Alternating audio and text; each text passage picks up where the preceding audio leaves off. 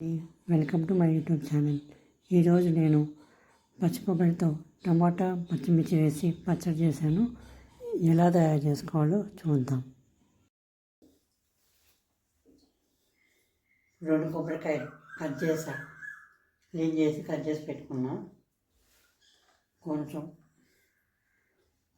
చింతపండు,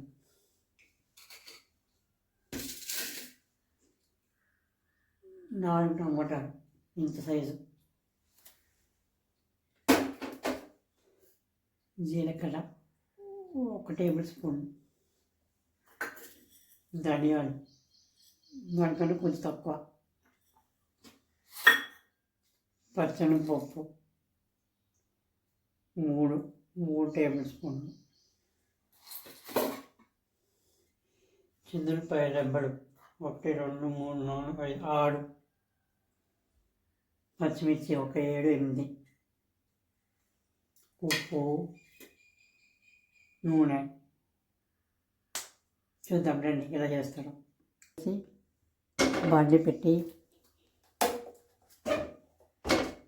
నూనె పోసి ఎంత అంటే సరిపోయినంత, కొంచెం తక్కువే వేసుకోండి. ఇంత మహా అయితే 1 టేబుల్ స్పూన్ ఉంటుందేమో, అంతే. నూనె వేడెక్కింది. ఇప్పుడు టమాటాలు, పచ్చిమిర్చి,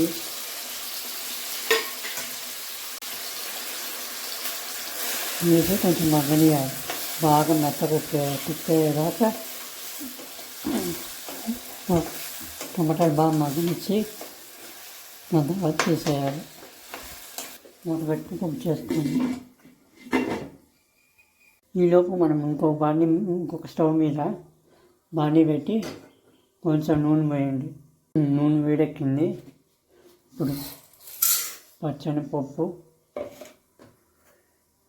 జీలకర్ర,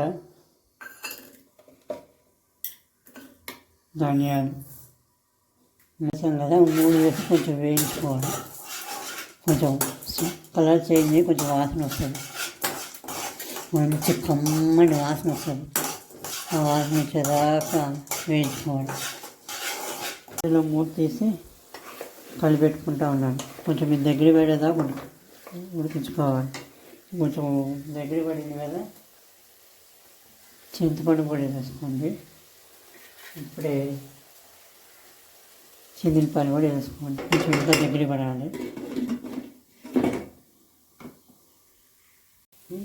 ఇవ్వండి, కలర్ చేంజ్ అయింది. పచ్చనిపప్పు కలర్ చేంజ్ అయ్యి కదా, ఇంకా ఆపేసుకోండి.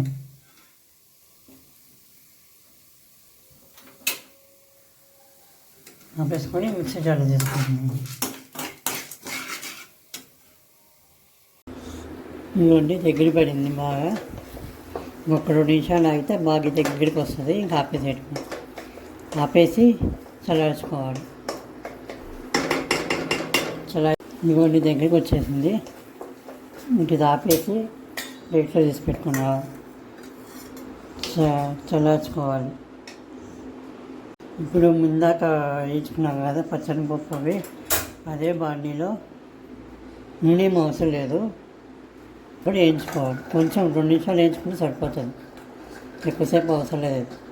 వేయించుకోండి. పచ్చనిపప్పు, ధనియాలు, జీలకర్ర వేయించుకొని వేసుకున్నాను. అది చల్లార్చిన తర్వాత మిక్సీలో వేసుకున్నాను.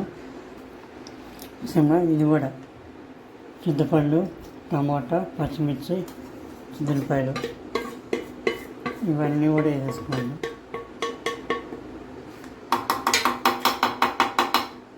ఓకేనా. కొబ్బరి ఎక్కువ ఉంది కాబట్టి నేను 2 సార్లు వేసుకుంటున్నాను. నాకు పెద్ద జారు లేదు. పెద్ద జారు అంటే మొత్తం ఒకసారి వేసుకోండి. ఉప్పు కూడా వేసాను. నీళ్ళు లేకుండా వేసుకోండి. నీళ్ళు ఉంటే నిలువ ఉండదు, 1 రోజు ఉండదు, చెడిపోతుంది, వాసన వస్తుంది. సో నీళ్ళు లేకుండా మిక్సీ చేసుకోండి.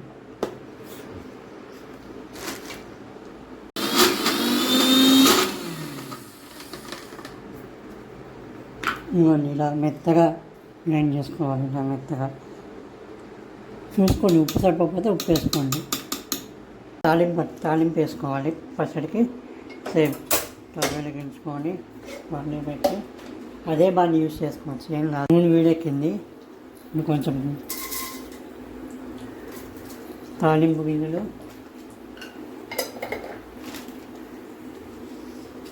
నాలుగు 5 ఎండుమిర్చి వేసాను. ఎండుమిర్చి, కరివేపాకు. నేను కరివేపాకు ఎండబెట్టి వేస్తాను, ఎక్కువ కాలం ఉంటుంది. నాకు ఫ్రిడ్జ్ లేదు కానీ మా రూమ్లో, అందుకని. కొంచెం పసుపు వేసుకోండి.